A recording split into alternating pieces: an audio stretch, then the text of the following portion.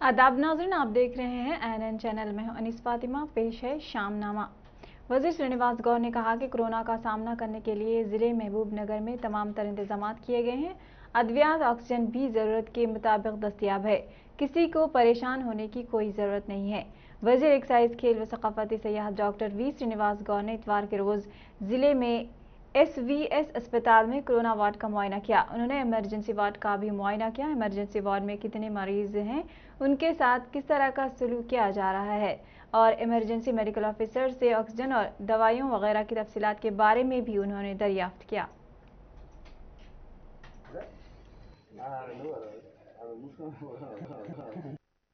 Corona వచ్చినా భయపడాల్సిన పని లేదు. ముఖ్యమంత్రి కేసీఆర్ గారు అన్ని జిల్లాల్లో కూడా పకడ్బందీగా అన్ని రకాల మెడిసిన్స్ ఏర్పాటు చేయడం జరిగింది. ముఖ్యంగా మహబూబ్నగర్లో ఎస్విఎస్ మెడికల్ కళాశాల సంబంధించినటువంటి హాస్పిటల్లో కూడా ఎస్విఎస్ హాస్పిటల్లో కూడా కరోనాకు సంబంధించి 100 బెడెడ్ గవర్నమెంట్ తరఫున మేము తీసుకున్నాం. వాళ్ళు సపరేట్ వార్డు ఏర్పాటు చేయడం జరిగింది. గవర్నమెంట్ హాస్పిటల్లో కూడా పూర్తి స్థాయిలో మెడిసిన్స్ కానీ ఇంజెక్షన్స్ కానీ వాళ్ళకి సంబంధించినటువంటి అన్ని ఏర్పాటు చేసినాం. ఫుడ్ కూడా ఫ్రీ ఫుడ్ కూడా ఏర్పాటు చేయడం జరిగింది. గవర్నమెంట్ హాస్పిటల్లో కాకుండా ఎస్పీఎస్లో కూడా సపరేట్ వార్డు కూడా ఏర్పాటు చేయడం జరిగింది. కనుక మరి ప్రజలు అన్ని రకాల మందులు అందుబాటులో ఉన్నాయి. రెమెడిసిన్ ఇంజెక్షన్స్ ఉన్నాయి, ట్యాబ్లెట్స్ ఉన్నాయి, ప్రాథమిక దశలో అవసరమైనటువంటి కూడా ఉన్నాయి. దయచేసి అందరూ కూడా ప్రజలు భయాందోళనకు గురి కాకుండా హైదరాబాద్లో పోయే పని లేదు. హైదరాబాద్కు ధీటుగా అన్ని రకాల మెడిసిన్స్ ఉన్నాయని చెప్పి తెలియజేస్తున్నా. ఎస్వీఎస్లో కూడా ప్రత్యేకమైన వార్డు ఉంది. మరి రెమెడిసిన్ ఇంజెక్షన్ కూడా అవైలబుల్గా ఉన్నాయి, ట్యాబ్లెట్స్ కూడా అవైలబుల్గా ఉన్నాయి. గవర్నమెంట్ హాస్పిటల్లో ఉన్నాయి, ఎస్వీఎస్లో ఉన్నాయి. ప్లస్ ప్రముఖ నర్సింగ్ హోమ్లలో కూడా అన్ని హాస్పిటల్స్లో కూడా అందుబాటులో ఉన్నాయి. కనుక ప్రాథమిక దశలోనే జ్వరం వచ్చింది, దగ్గు వచ్చినా కానీ వెంటనే గుర్తించి త్వరగా హాస్పిటల్కి పోయినట్లయితే నయం అవుతుంది. నిర్లక్ష్యం వహించొద్దు, జాగ్రత్త వహించండి.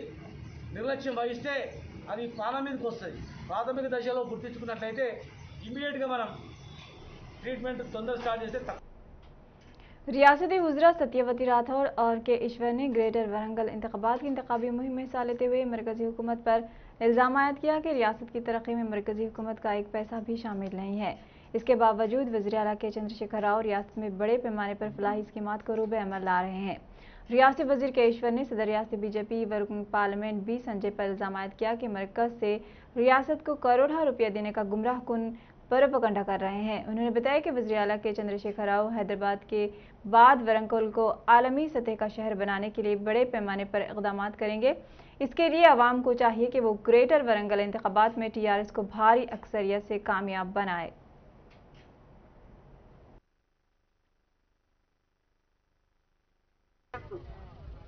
వారు ఒక కార్పొరేటర్గా రాజకీయ జీవితాన్ని ప్రారంభించి మరి మేయర్గా ఎమ్మెల్యేగా కొనసాగుతూ వరంగల్ పట్టణ ప్రజల సమస్యలు అడుగడుగునా తెలిసిన వ్యక్తి మీకు ఎమ్మెల్యే కావడం. అందుకనే ఇప్పుడు చాలా చక్కగా ఈ డివిజన్ ఏం చేయబోతున్నారో వారు చెప్పారు.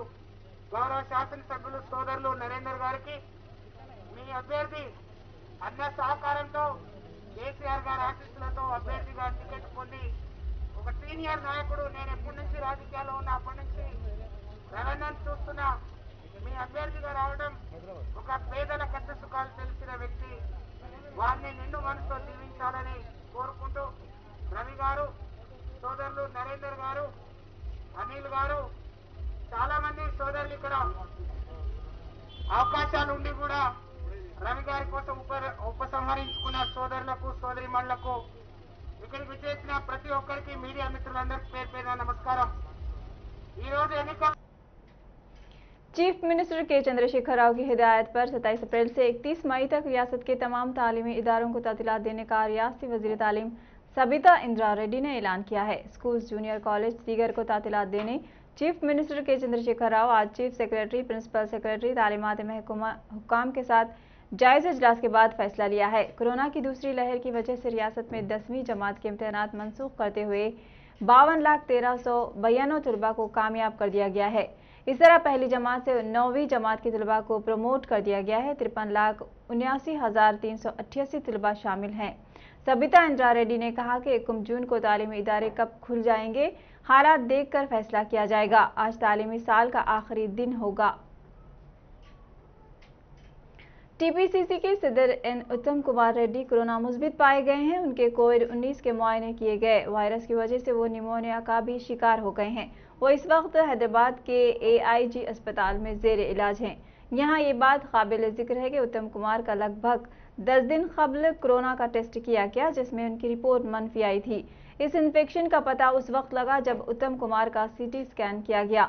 हालिया अख्तिताम पजीर होने वाले नागार्जुन सागर के ज़िमनी इंतखाब में उत्तम ने पार्टी के लिए बड़े पैमाने पर मुहिम चलाई थी। उत्तम कुमार रेड्डी ने ट्वीट किया कि मेरे फेफड़ों का CT स्कैन किया गया, जिसमें कोरोना मुस्बित आया है।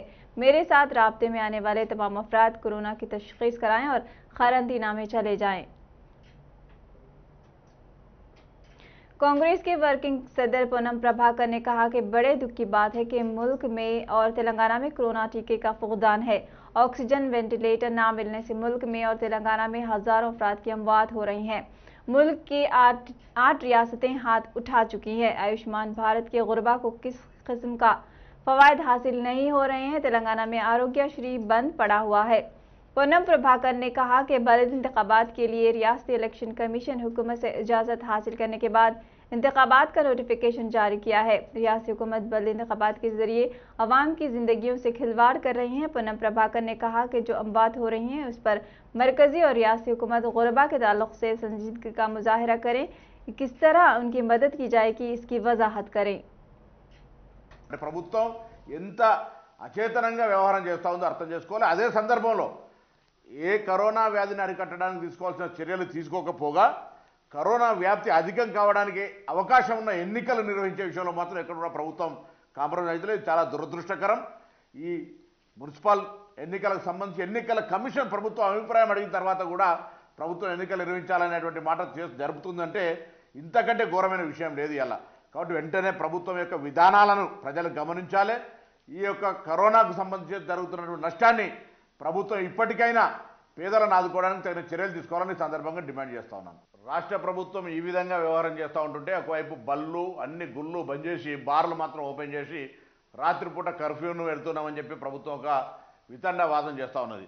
కేంద్రంలో ఒక బెంగాల్ ఎన్నికలు ఒకే ఓటు ఒకే నోటు ఒకే దేశం అని చెప్పేటువంటి పరిస్థితిలో ఉన్న ఈ యొక్క దేశం నరేంద్ర మోడీ గారి నాయకత్వంలో బెంగాల్లో 7-8 ఫేజ్ల ఎన్నికలు జరుగుతూ ఉన్నాయి. అవి కూడా ఇంత పెద్ద కరోనా జరుగుతున్నటువంటి సందర్భంగా కూడా మరి ప్రచార సభలు నిర్వహిస్తున్నటువంటి వాళ్ళు దేశం ప్రజలకు ఏం చెప్తా ఉన్నారో అర్థం చేసుకోవాలి.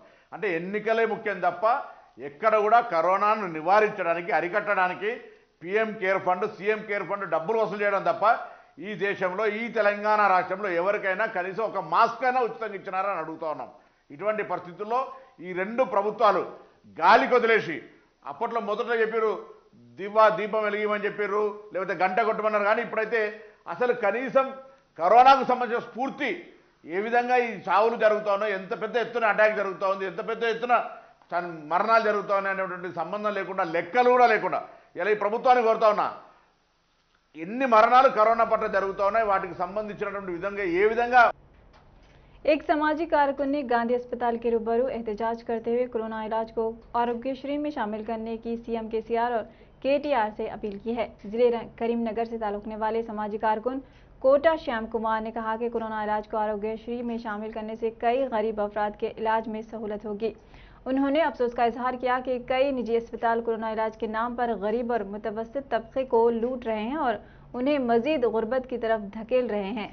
उन्होंने इस खदशे का इजहार किया कि जो अफराद मेयार इलाज के लिए निजी अस्पताल जाना चाहते हैं वो बड़ी रकम ना होने की वजह से इलाज से महरूम हो रहे हैं। कोटा श्याम कुमार ने एहतजाज करते हुए लोगों की फलाह व बहबूद के लिए आरोग्यश्री में कोरोना इलाज को शामिल करने का मुतालबा किया है।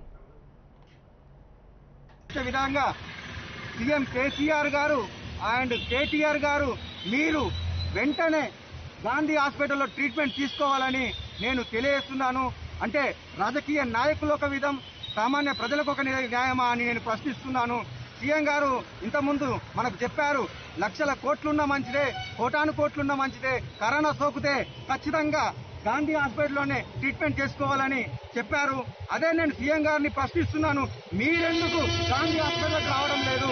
KTR గారిని ప్రశ్నిస్తున్నాను, మీరెందుకు ట్రీట్మెంట్ కోసం గాంధీ హాస్పిటల్కి రావడం లేదు? అంటే మీ మాత్రం शाम नामे में फिलहाल इतना ही। मजीद खबरों के लिए देखते रहिए ANN चैनल। अल्लाह हाफिज।